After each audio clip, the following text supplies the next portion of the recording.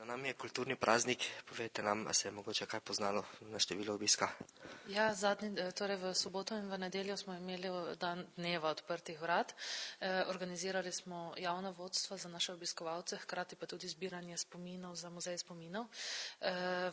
Obisk se je precej povečal, vstop je bil tudi prost. Tako kot za vsak kulturni praznik je bil muzej poln, kar nas vedno zelo veseli, kar pomeni, da ljudje še vedno praznujejo ta praznik na primeren način, čeprav moram reči, da glede na število prebivalcev, ki jih ima v Mariboru, bi te številke prav gotovo lahko bile tudi višje.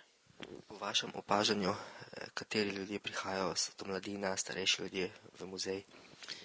Rekla bi, da kar ljudje vseh starosti in da ni nekih posebnih skupin, tako od otrok, dosti družin prihaja z malimi otroci, pa tudi starejših, tako da tukaj ne bi moglo neke posebne skupine izdvojiti. Danes je v muzeju kar pestro, se nekaj dogaja, kaj pripravljate?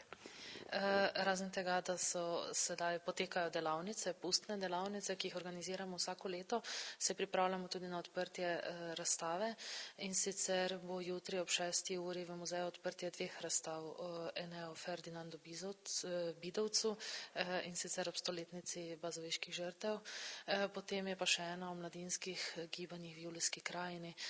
Hkrati delamo tudi na prvem delu stalne razstave o gospodarstvu v Mariboru v 20. stoletju.